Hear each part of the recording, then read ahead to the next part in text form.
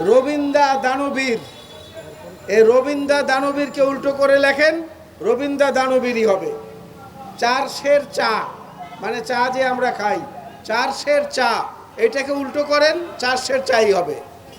এই বর্তমান সরকারের সামনে আমাদেরকে আজকে এই দাবি পেশ করতে হচ্ছে।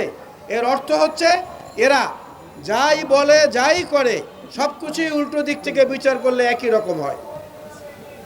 তাই আমার কাছে মনে হয় দাবি জানানোর চেয়ে অনুসন্ধানী টিম করে আমাদের নিজেদেরই এই উদ্যোগ গ্রহণ করা উচিত যে কোথায় কিভাবে কি হতে পারে।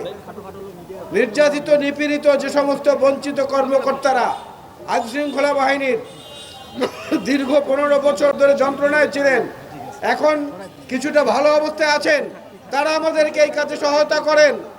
আপনাদের সহায়তা আমাদের প্রয়োজন, আপনাদের সহযোগিতা প্রয়োজন।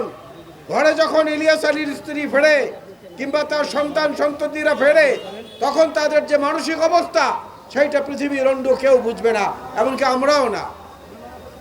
চৌধুরী আলমের পরিবারেরও একই অবস্থা। গুম হওয়া সমস্ত পরিবারের সদস্যরা না তাদের নামের আগে শহীদ লিখতে পারে, না তাদের নামের আগে জীবিত লিখতে পারে, না তাদের কবর জিয়ারত করতে পারে, না তাদের নামে একটা দোয়া অনুষ্ঠান করতে পারে যেটা মৃত ব্যক্তির নামে করা যায়। এই রকম যন্ত্রণা পৃথিবীতে যেন কোনো মানুষের জীবনে আর না আসে। সুতরাং সেই যন্ত্রণার অবসান ঘটাতে হলে এই সরকারের যে বর্তমান ঢিমেতালের তৎপরতা, এই তৎপরতার উপর নির্ভর করে বসে থাকলে হবে না। গণতান্ত্রিক পরিষদকে বলবো, আপনারা আরো বড় আকারের বড় মাপের কর্মসূচির আয়োজন করেন, সেইখানে মানবাধিকার সংস্থার নেতৃবৃন্দকে দাওয়াত করেন। শুধু দলীয় নেতারা নয়, বিভিন্ন মানবাধিকার সংস্থার যে নেতৃবৃন্দ আছেন তাদেরকে সেখানে এনে তাদেরকে দিয়ে বক্তব্য দেন। এই সরকারের উপরে প্রচণ্ড চাপ সৃষ্টি করা ছাড়া, নিজেদের রুটিন মাফিক কাজ করা ছাড়া আর কোনো কিছু তারা করতে পারবে না। বর্তমান প্রশাসনের উপর দুটো জিনিস ভর করেছে খুব বেশি করে। একটা হচ্ছে ঠিক অফিস টাইমের মধ্যে কোনো রকম অফিসটা করে বাড়িতে চলে যাওয়া।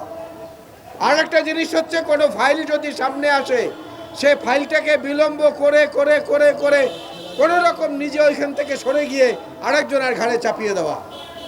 এই প্রবণতার কারণে সব কিছু কিন্তু স্থবির হয়ে রয়েছে। তা আমরা মনে করি আজকের এই পরিবারগুলোর চাহিদা বাংলাদেশের অজস্র মানুষের কান্না। আমরা শুধু কয়েকজনের নাম এখানে বলছি, অনেকের নাম এখানে জড়িত, অনেকের নাম, অনেক পরিবারের কান্না অশ্রু এখানে জড়িত। সুতরাং আমাদের দায়িত্ব রয়েছে এই ব্যাপারে অনুসন্ধানী কার্যক্রম পরিচালনা করা।